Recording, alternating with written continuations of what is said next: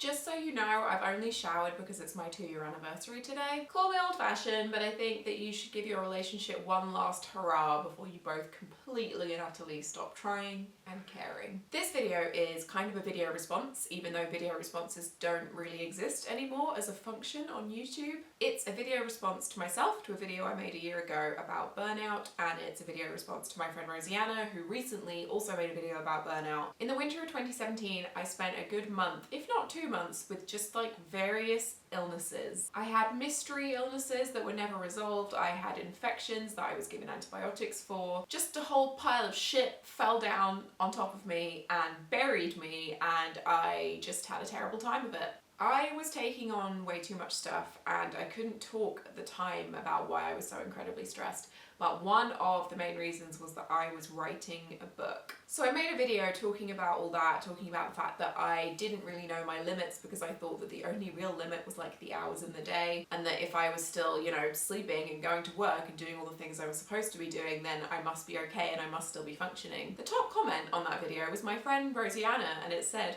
"No burnout in 2018.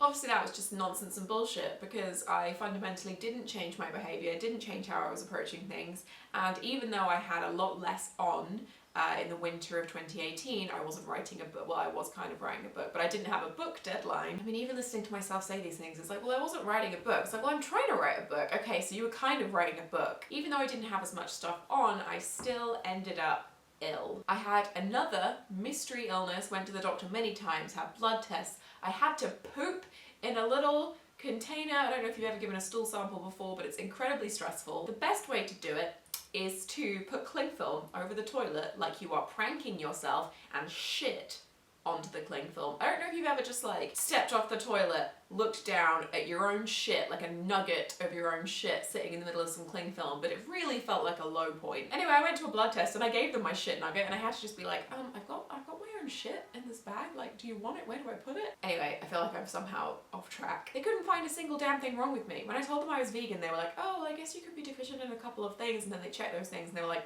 nah, if anything, you've got like a little bit too much of those things. Ultimately, they decided that I was exhausted and that I'd had maybe a couple of different bugs and I just hadn't gotten over them, and I needed to just stop what I was doing and lie down until I was better. Luckily, I have a super understanding boss, so she was like, yes, please do not come into work.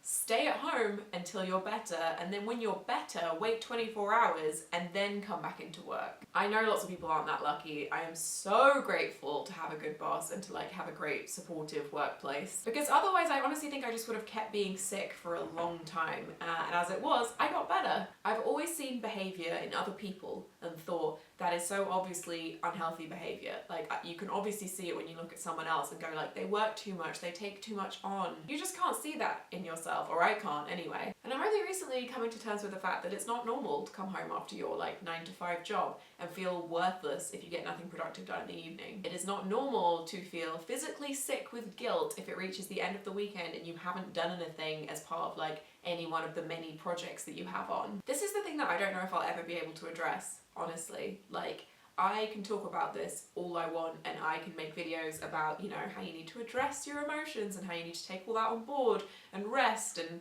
all that stuff. But I honestly don't know who I am if I'm not making YouTube videos and trying to write and trying to do podcasts and have a pin business. I've been doing all this extra stuff since I was 16, so I'm just at a point where I cannot imagine being happy in a life where I'm not like always trying to do something more, always trying to take on new projects, always trying to do something creative, I guess. It sounds so braggy, like, oh my god, I can't imagine a life without this. But it's not a brag, because it's honestly kind of terrible. There is so much value in your life, regardless of what you output. You are a valuable person, and like, being happy and being present in moments and not being exhausted all the time, those are incredibly valuable things to do with your time. You shouldn't feel like you're wasting time if you're not meeting these huge goals and achieving these things that you want to. Time spent happy is time well spent. I read this tweet the other day that said something about how it's okay to choose an easier path, like an easier job. It's okay to want things not to be really difficult all the time, because at the end of the day you can die feeling like I spent my entire life like working really hard and pushing and trying to achieve all these things, and you might not necessarily be as happy as you would have been if you'd gone,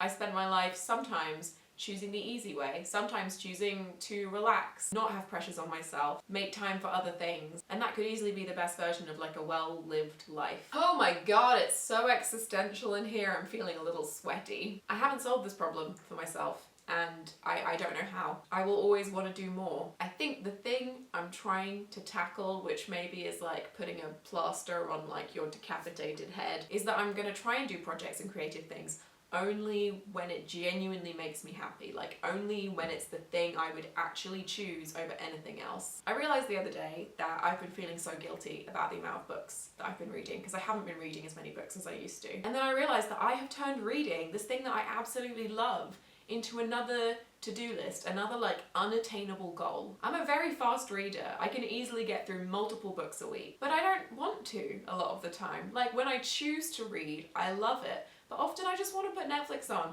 Sometimes I just want to watch The Marvelous Mrs. Maisel. And the other night I realized that I was trying to force myself to read a book so that I could like tick it off my list and be like, you've read a book in 2019, good job. And that is not the reason to read. You gotta read because you love it. You gotta read because it's the thing that you want to do most in the world right now. I made this video because it was the thing I really wanted to do.